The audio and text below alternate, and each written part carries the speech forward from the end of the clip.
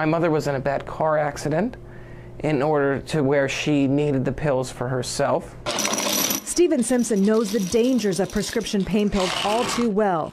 At the age of 15, he decided to try his mother's oxycodone tablets. And so I tried it.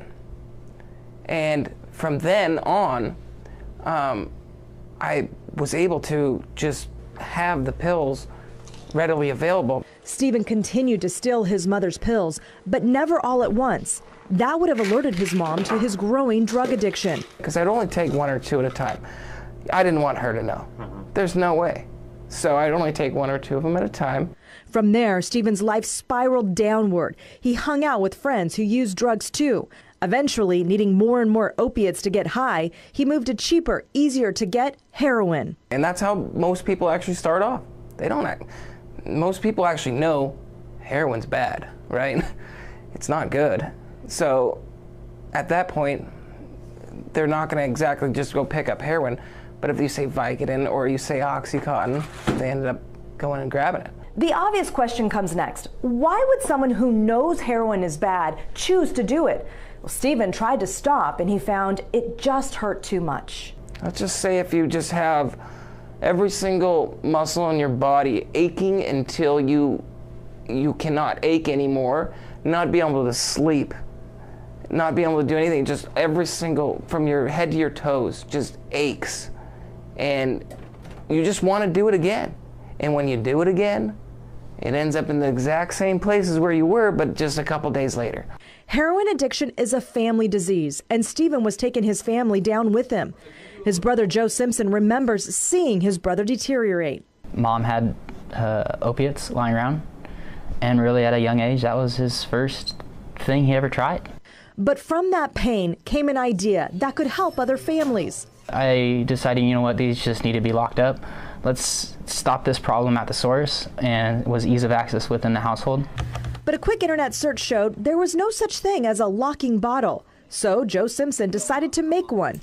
His partner and college roommate, Nate Langley, remembers the day. Joe starts tearing apart a bunch of locks in the house, and I asked him, "What are you doing here?" And I kind of had an idea, and he told me about the situation with his family because we were close.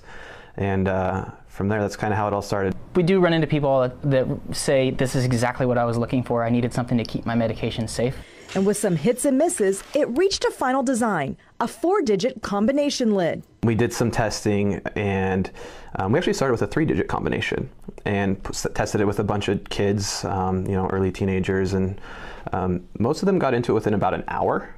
But when we switched it to 4 digits, that made it 10,000 possible combinations. Only one kid got in, and it was because it was set to 1, 2, 3, 4. While the idea came from some of the worst times in the Simpsons' lives, it's having a positive impact across the country.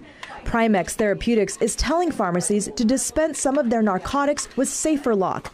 The Department of Defense is testing the effectiveness of the locking bottle as part of the National Defense Authorization Act. And the state of Illinois is pushing pharmacies to dispense narcotics with these locking bottles, something Cook County, Illinois has already begun doing. The one thing that somebody who gets a prescription should be really selfish about is, hey, my doctor prescribes these to me, these are for me, and not for my 10-year-old kid to experiment with. And while their product was born from addiction, Stephen is now 4 years clean and helps run the company his addiction helped inspire. He says if this had existed when he was 15, it would have made all the difference. I wouldn't have done it because I wouldn't want my parents to know. All these pills need to be locked up. I mean, it's the gateway to heroin.